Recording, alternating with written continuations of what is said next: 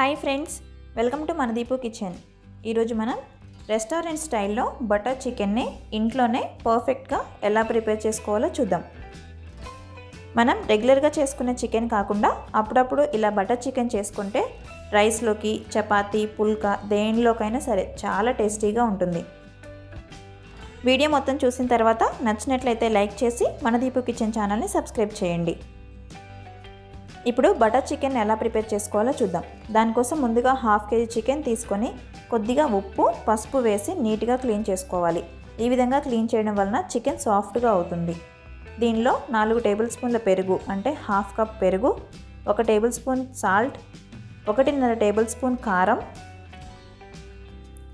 Half table spoon అల్లం వెల్లుల్లి paste, half table spoon పసుపు, 1 టేబుల్ స్పూన్ ధనియాల పొడి, 1 టేబుల్ స్పూన్ నిమ్మరసం అంటే హాఫ్ నిమ్మకాయ ముక్క అయితే సరిపోతుంది. 1 టేబుల్ స్పూన్ ఆయిల్ని కూడా వేసుకొని బాగా మిక్స్ చేసుకోవాలి.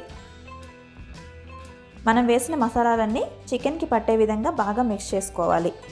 ఆ తర్వాత మూత పెట్టి మినిమం ఒక 1 అవర్ పాటు ఫ్రిడ్జ్లో పెట్టుకోవాలి.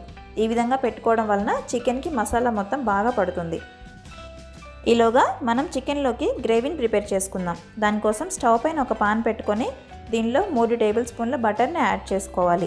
బటర్ కొద్దిగా వేడైన తర్వాత 2 మీడియం సైజు ఆనియన్ని కట్ చేసుకొని బటర్లో ఫ్రై చేసుకోవాలి. ఆనియన్ 2 నిమిషాలు మగ్గిన తర్వాత దీనిలోకి 10 లేదా 15 జీడిపప్పులు యాడ్ చేసుకోవాలి. జీడిపప్పులు అవైలబుల్లో లేవు అనుకున్నప్పుడు 2 టేబుల్ స్పూన్ల నువ్వులను యాడ్ చేసుకోండి. దీనిలోనే హాఫ్ టేబుల్ స్పూన్ అల్లం వెల్లుల్లి పేస్ట్ని వేసుకొని అల్లం వెల్లుల్లి పేస్ట్కి పచ్చి వాసన పోయేంత వరకు ఫ్రై చేసుకోవాలి.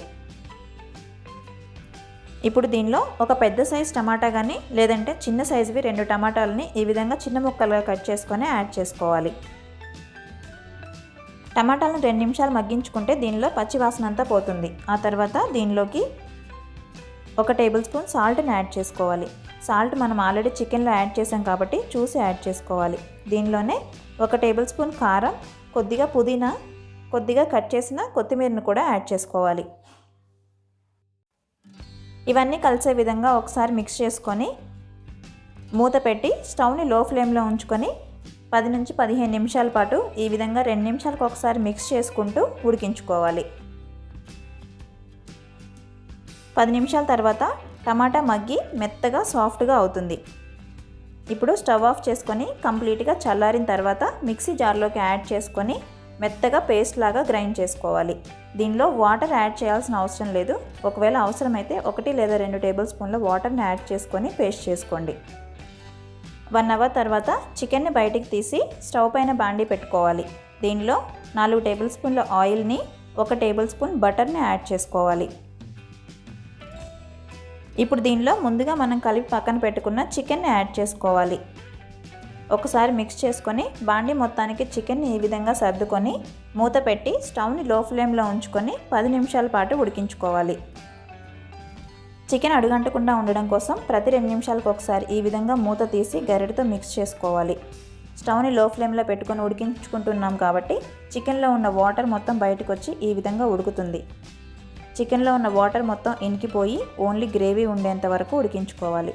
ఇప్పుడు మనం ముందుగా గ్రైండ్ చేసి పక్కన పెట్టుకున్న పేస్ట్ని యాడ్ చేసుకోవాలి. మసాలా మొత్తం చికెన్కి పట్టే విధంగా ఈ విధంగా గరిటెతో బాగా మిక్స్ చేసుకోవాలి. ఒక 2 నిమిషాల పాటు ఈ విధంగా మిక్స్ చేసుకున్న తర్వాత 1 గ్లాస్ వాటర్ని యాడ్ చేసుకోవాలి. వాటర్ మనం మిక్సీ జార్లో కొద్దిగా అంటుంటుంది కదా, దాన్ని క్లీన్ చేసుకొని ఈ విధంగా వాటర్ యాడ్ చేసుకోవచ్చు.